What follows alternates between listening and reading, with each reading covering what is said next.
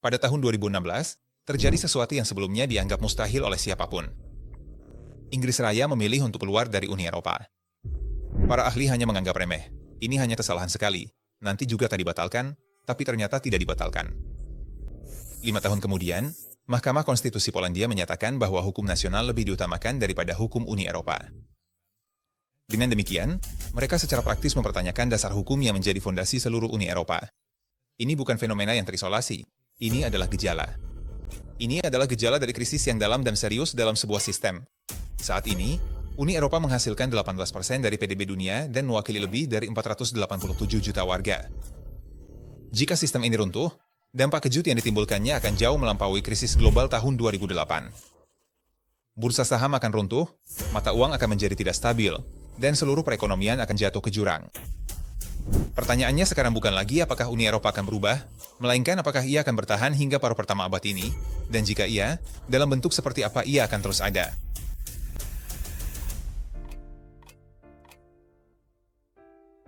Meski gambaran yang digambarkan tanpa suram, Uni Eropa sebenarnya terlihat cukup stabil, bahkan menjadi bagian yang tak terpisahkan dari ekonomi dunia. Dengan hampir 0,5 miliar penduduk, pangsa ekonomi global sebesar 18%, dan sistem institusi yang mencakup 27 negara, sekilas memang sulit membayangkan akhir dari Uni Eropa. Namun sejarah sudah pernah menunjukkan beberapa kasus serupa. Uni Soviet, misalnya, pada tahun 1985 masih merupakan kekuatan nuklir yang menguasai Eropa Timur dan Asia melintasi 11 zona waktu. 6 tahun kemudian, negara itu sudah tidak ada lagi. Kehancurannya begitu cepat sehingga banyak orang Amerika secara harfiah baru mengetahuinya saat sedang berbelanja Natal.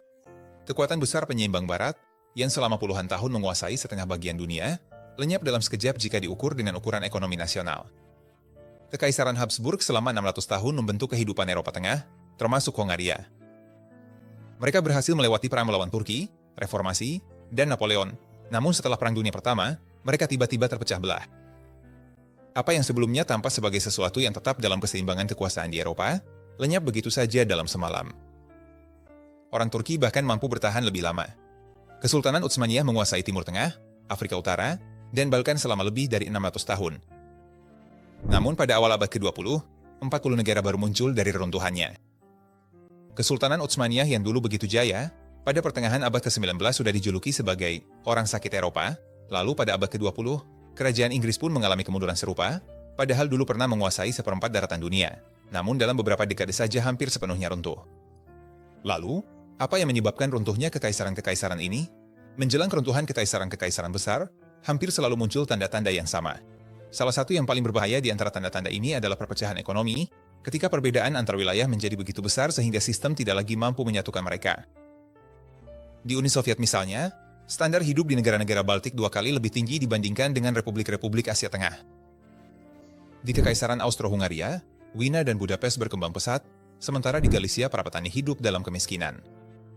Di Kekaisaran Ottoman pun, mereka tidak berhasil mengatasi perbedaan antara wilayah Eropa dan Timur Tengah. Ketidakstabilan keuangan juga menjadi pertanda awal kejatuhan. Di Uni Soviet, nilai resmi dan nilai real rubel sangat berbeda sehingga mereka sampai membuat sistem mata uang khusus untuk orang asing. Setelah kompromi, monarki mencoba mempertahankan mata uang bersama, tapi hal ini juga terus-menerus menimbulkan ketegangan. Di Kekaisaran Ottoman, uang menjadi begitu tidak berharga sehingga di banyak provinsi, orang Turki lebih memilih menggunakan mata uang asing untuk bertransaksi satu sama lain. Ketegangan politik secara konsisten memecah sistem di sepanjang garis etnis dan nasional. Seperti yang ditunjukkan oleh sejarawan Dominic Leven, kelompok-kelompok etnis yang mulai menuntut pemisahan adalah mereka yang merasa dieksploitasi oleh pemerintah pusat. Di Uni Soviet, negara-negara Baltik, di monarki, bangsa Slavia Selatan, dan di Kekaisaran Ottoman, wilayah Arab adalah yang pertama kali memberontak. Selain itu, tekanan dari luar juga selalu berperan dalam babak akhir, layaknya sumbu yang menyalakan dinamit. Uni Soviet akhirnya runtuh karena perlombaan senjata yang dipicu oleh Reagan. Monarki hancur akibat Perang Dunia Pertama, sedangkan Kekaisaran Ottoman dilemahkan secara permanen oleh campur tangan terus-menerus dari kekuatan besar Eropa. Tentu saja, kelemahan yang sesungguhnya datang dari dalam. Sistem-sistem ini sebenarnya sudah lama retak. Namun yang mungkin paling menakutkan, sistem-sistem yang sama ini dari luar selalu tampak stabil, lalu tiba-tiba runtuh dalam sekejap. Uni Soviet runtuh sepenuhnya dalam 6 tahun, sedangkan monarki hanya butuh beberapa bulan. Keruntuhan cepat Kekaisaran Ottoman juga semakin dipercepat setelah Perang Dunia. Jika kita menerapkan semua ini pada Uni Eropa, memang tidak banyak alasan bagi kita untuk duduk santai dan tenang. Sejak krisis tahun 2008, jurang ekonomi yang tajam telah terbentuk antara utara dan selatan, misalnya. Euro menciptakan keterikatan buatan yang mirip dengan mata uang bersama di kekaisaran-kekaisaran sebelumnya. Di semakin banyak negara, seperti Polandia, Italia, atau Hongaria, kekuatan yang mengusung kedaulatan nasional dan anti-Uni Eropa semakin menguat, sementara dari luar tekanan terus berdatangan, agresi Rusia, pengaruh ekonomi Tiongkok, dan ketidakpastian diplomasi Amerika. Namun, yang paling mengkhawatirkan adalah reaksi Uni Eropa. Alih-alih beradaptasi secara fleksibel, Uni Eropa justru mencoba merespons setiap krisis, baik itu utang Yunani, keluarnya Inggris, atau reformasi peradilan di Polandia, dengan semakin banyak sentralisasi. Justru sentralisasi yang berlebihan inilah yang menyebabkan runtuhnya kekaisaran-kekaisaran besar dalam sejarah dengan begitu cepat. Masalah-masalah Uni Eropa bukanlah masalah yang terisolasi. Krisis utang, krisis migrasi, Brexit, COVID, dan perang Rusia-Ukraina bukanlah peristiwa yang sepenuhnya terpisah, melainkan berbagai gejala dari kelemahan sistemik yang lebih dalam. Bisa jadi Uni Eropa masih akan ada selama beberapa dekade ke depan, tapi juga mungkin titik puncaknya jauh lebih dekat daripada yang diperkirakan siapapun saat ini. Euro telah menjadi simbol dari upaya politik dan ekonomi terbesar di benua ini. Ini adalah mata uang cadangan terpenting kedua di dunia, yang juga disimpan dengan antusias oleh Tiongkok, Brasil, dan negara-negara lain dalam cadangan bank sentral mereka.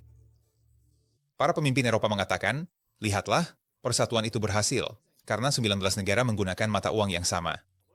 Namun kenyataannya, mata uang tunggal ini juga mengandung kontradiksi serius yang tertanam dalam sistem yang dapat membahayakan masa depan seluruh Uni. Soalnya, euro itu unik di dunia. Sebuah mata uang yang bukan digunakan oleh satu negara, melainkan oleh komunitas yang secara ekonomi dan politik terpecah-pecah. Di balik dolar AS ada pemerintah Washington, anggaran terpadu, dan pasar obligasi negara yang terpusat. Sedangkan di balik euro, tidak ada pemerintahan bersama. Kebijakan moneter ada di tangan Bank Sentral di Frankfurt, sementara anggaran, pajak, dan utang negara tetap menjadi kewenangan masing-masing negara anggota. Sistem ini akan berjalan baik jika negara-negara zona euro memiliki struktur ekonomi yang mirip, tapi kenyataannya jauh dari itu. Jerman adalah salah satu eksportir industri paling kompetitif di dunia, sementara negara-negara selatan seperti Italia, Spanyol, atau Yunani lebih mengandalkan pariwisata, pertanian, dan konsumsi domestik. Dulu, ketika setiap negara punya mata uang sendiri, perbedaan-perbedaan ini bisa diatasi. Misalnya, jika ekonomi Italia melemah, lira akan terdevaluasi, sehingga ekspor mereka kembali menjadi kompetitif. Namun, dengan diperkenalkannya euro, mekanisme perlindungan ini tidak lagi ada. Negara-negara selatan tidak bisa lagi melemahkan mata uang, menurunkan suku bunga, atau mengatur arus modal. Ini seperti harus ikut lomba lari melawan Jerman, padahal Jerman itu juara Olimpiade, sementara kamu sama sekali tidak berlatih dan kakimu malah patah di ruang ganti. Negara-negara utara tumbuh dengan baik, sementara di selatan, seluruh generasi tumbuh dalam situasi ekonomi yang suram tanpa harapan. Angkanya benar-benar mencengangkan. Antara tahun 1999 dan 2022, PDB per kapita Jerman naik 27%, sedangkan Italia hanya naik sekitar 4%. Tingkat pengangguran kaum muda di Jerman sekitar 5%, sementara di Yunani mencapai sekitar 40%. Porsi industri dalam perekonomian Yunani turun lebih dari sepertiga, sementara di Jerman justru menguat. Krisis tahun 2008 memperparah garis-garis perpecahan yang ada. Yunani, Portugal, dan Spanyol terjerumus ke dalam resesi. Namun karena mereka tidak memiliki mata uang sendiri, mereka tidak bisa melonggarkan kebijakan moneter. Yang tersisa hanyalah apa yang didiktekan oleh Brussels dan Berlin, penghematan, kenaikan pajak, pemotongan gaji. Yunani kehilangan seperempat dari PDB-nya. Penurunan ekonomi seperti ini bahkan tidak pernah dialami Amerika Serikat saat depresi besar, padahal krisis itu bermula dari sana. Para investor melarikan diri, modal meninggalkan negara-negara selatan dan berakhir di utara, sementara negara-negara selatan semakin bergantung pada Bank Sentral Eropa. Perbedaan-perbedaan itu tidak hanya bertahan, tapi semakin membesar dari tahun ke tahun. Sementara produktivitas Jerman terus meningkat, produktivitas Italia justru berada di bawah tingkat tahun 2000. Masalahnya, ini bukan sekadar masalah sementara, melainkan bagian dari sistem yang dirancang secara keliru. Jadi, euro sekaligus menjadi kekuatan dan titik lemah Eropa. Mata uang yang dipromosikan sebagai simbol persatuan ini, pada kenyataannya justru memisahkan negara-negara di benua ini. Di negara-negara selatan, banyak orang merasa bahwa euro bukan untuk kesejahteraan bersama, melainkan hanya melayani kepentingan negara-negara kaya. Dan hal ini juga tercermin dalam dunia politik. Partai Syriza di Yunani, Liga di Italia, dan Podemos di Spanyol semuanya mendapatkan kekuatan dari kenyataan bahwa mereka berani mengatakan, ini tidak bisa terus seperti ini. Jika tidak ada perubahan mendasar, maka mata uang tunggal ini hanya akan menjadi masalah ekonomi saja. Sementara Eropa Barat berjuang menghadapi krisis euro, Eropa Timur justru menabrak tembok yang sama sekali berbeda. Bukan berupa krisis keuangan yang dramatis, melainkan dalam bentuk migrasi perlahan dan menyakitkan. Setelah bergabung dengan Uni Eropa, mobilitas menjadi bebas. Jutaan anak muda Rumania, Bulgaria, dan Hungaria berangkat mencari kehidupan yang lebih baik di Eropa Barat. Kesempatan ini awalnya tampak seperti kisah sukses, namun dalam satu dekade, terungkap bahwa migrasi yang tidak seimbang ini berarti kehancuran diam-diam bagi Eropa Timur. Lituania kehilangan hampir 25% penduduknya, Latvia minus 19%, Bulgaria 18%, dan Rumania 15%. Di Hongaria juga, setidaknya setengah juta orang tinggal di luar negeri secara permanen, terutama pekerja muda dan terdidik, dan kerugian ini terasa menyakitkan bukan hanya dari segi jumlah, tetapi juga dari segi komposisinya. Dokter, insinyur, guru, mereka adalah orang-orang yang justru paling dibutuhkan di dalam negeri.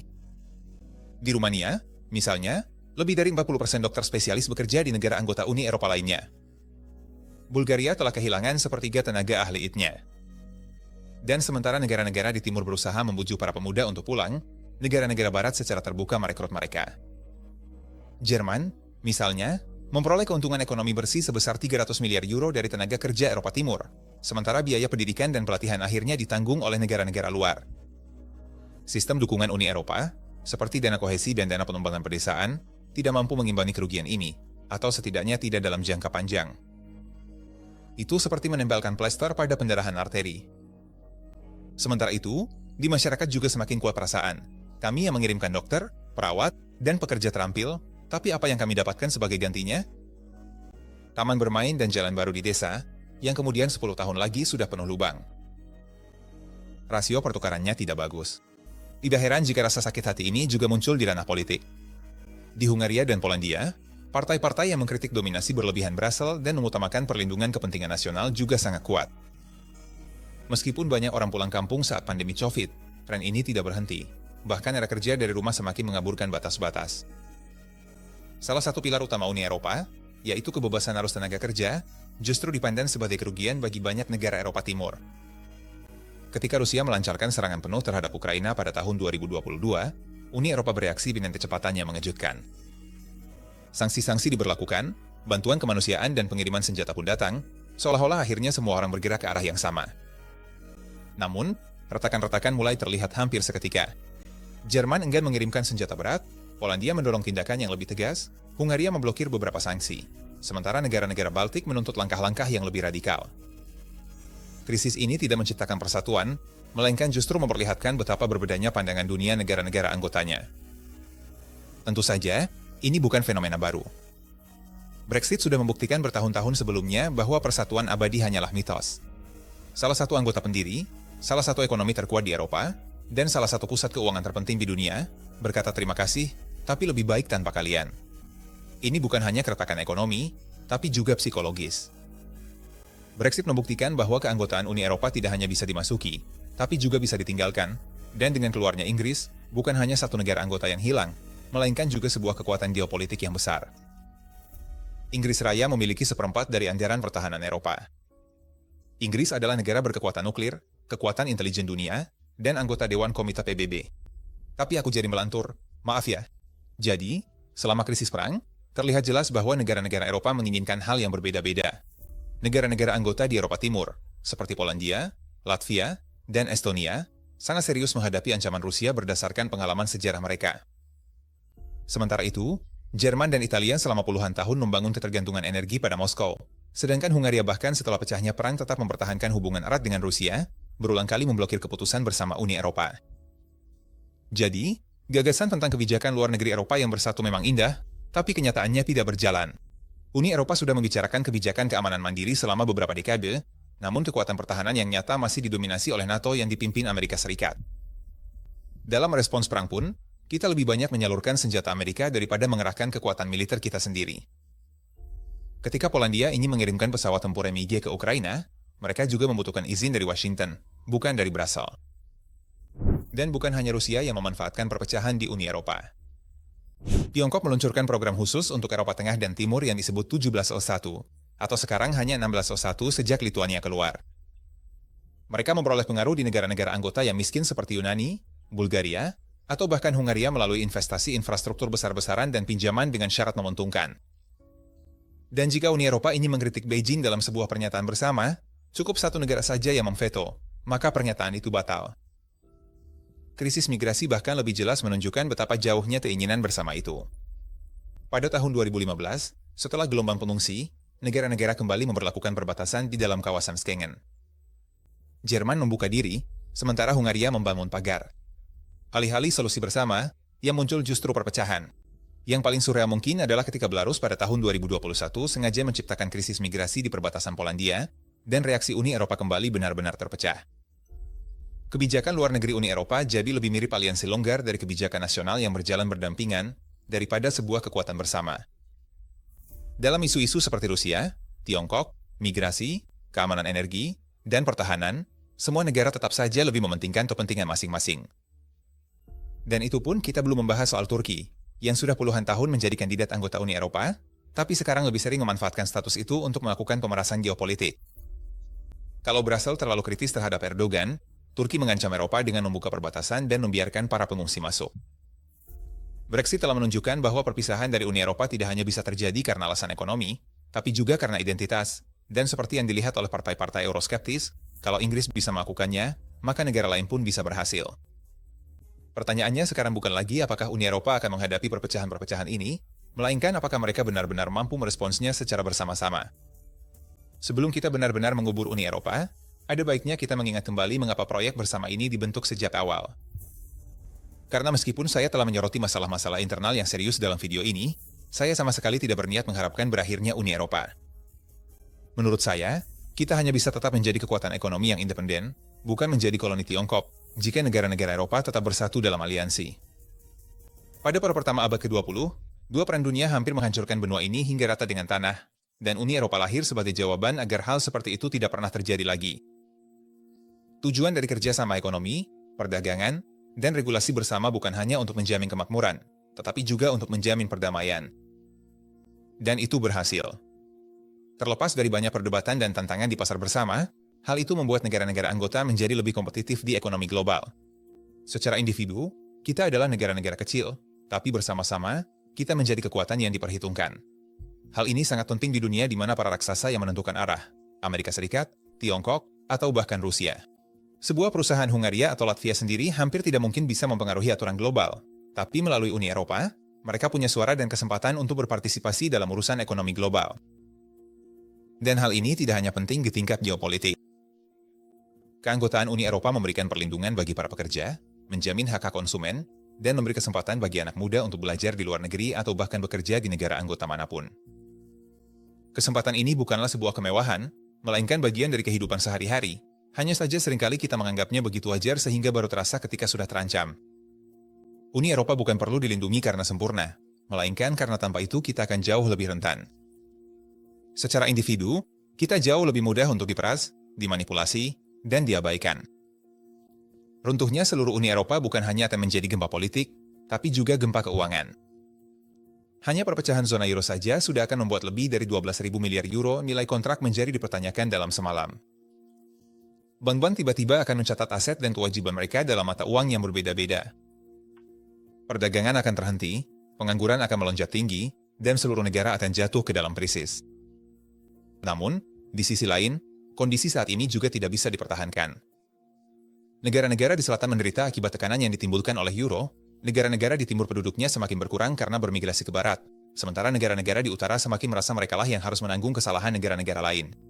Jadi, Eropa Federal, seperti cara kerja Amerika Serikat atau Rusia, dengan satu angkatan bersenjata bersama, anggaran bersama, dan kebijakan sosial yang seragam. Hampir seperti fiksi ilmiah. Sayangnya, identitas nasional di mana-mana jauh lebih kuat daripada keinginan untuk Eropa yang bersatu. Menurut survei Eurobarometer tahun 2024, 9 dari 10 orang Eropa pertama-tama mengidentifikasi diri dengan bangsa mereka sendiri, bukan dengan Uni Eropa. Jadi, bagaimana selanjutnya? Apa solusinya? Ada jalan tengah yang, secara mengejutkan, jarang dibicarakan secara terbuka. Sebuah Uni Eropa multilevel, yang secara resmi mengakui apa yang sebenarnya sudah kita alami sekarang, bahwa tidak semua negara ingin tingkat integrasi yang sama dalam. Jadi, Ide dasarnya adalah bahwa tidak semua negara anggota harus dipaksa untuk bekerja sama dengan cara yang sama. Sebuah inti dalam, misalnya Jerman, Prancis, Belgia, dan beberapa negara lain dengan struktur ekonomi dan sosial yang serupa, bisa mengambil langkah untuk bekerja sama lebih dalam di bidang keuangan, kebijakan pertahanan, bahkan hingga kepersatuan politik. Negara-negara ini saat ini pun masih berada di jalur yang kurang lebih sama. Di sekitar mereka bisa dibentuk lingkaran kedua, yang mempertahankan pasar tunggal dan serikat pabean, tetapi tidak ingin melangkah lebih jauh ke arah integrasi politik yang lebih erat. Negara seperti Italia, Spanyol, Portugal, atau bahkan Hungaria bisa termasuk dalam kelompok ini. Negara-negara yang secara ekonomi bisa mendapatkan keuntungan dari Uni Eropa, tapi belum tentu mendukung visi Eropa Federal. Dan akan ada lingkaran ketiga di luar untuk negara-negara yang tidak ingin menjadi anggota penuh, tapi ingin menjalin kerja sama erat dalam bidang perdagangan, pendidikan, atau bahkan penelitian. Disinilah, misalnya, Inggris, Turki, Ukraina, atau negara manapun yang ingin mendekat ke Eropa tapi dengan aturan mereka sendiri, bisa mendapatkan tempat. Model ini tidak hanya bisa lebih fleksibel secara politik, tapi juga jauh lebih efektif secara ekonomi. Dalam sistem seperti ini, misalnya, tidak perlu memaksakan euro yang sama kepada semua orang. Bisa saja ada euro utara yang disesuaikan untuk ekonomi seperti Jerman dan Belanda, dan euro selatan dengan aturan yang lebih longgar untuk negara-negara Mediterania. Siapa yang mau, bisa tetap mempertahankan mata uang nasionalnya sendiri, tapi tetap bisa ikut serta dalam program-program Uni Eropa lainnya. Namun, keuntungan terbesarnya bukanlah ekonomi, melainkan politik. Model yang fleksibel ini akan menghilangkan angin dari layar para separatis nasionalis. Tidak akan ada lagi pilihan serba atau tidak sama sekali, tidak perlu memilih antara tunduk sepenuhnya atau keluar.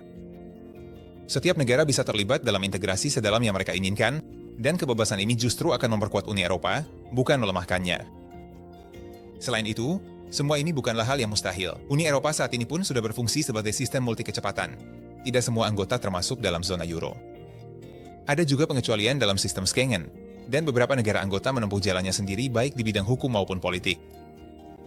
Banyak orang khawatir bahwa sebuah uni yang fleksibel seperti itu akan terlalu rumit, padahal kenyataannya Uni Eropa saat ini pun sudah rumit, hanya saja kekacauannya disembunyikan di bawah permukaan.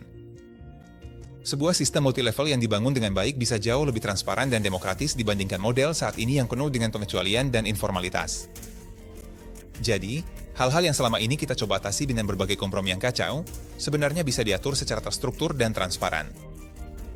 Sejumlah lembaga riset ternama bahkan sudah menyusun rencana rinci untuk model ini. Jadi, dalam praktiknya kita tidak perlu menciptakan sistem baru, melainkan menata keragaman yang sudah ada. Mungkin, masa depan Eropa tidak akan berkembang ke arah federasi klasik, melainkan menjadi sebuah aliansi yang akhirnya mengakui bahwa Eropa itu tidak seragam, dan justru dari situlah kekuatannya berasal.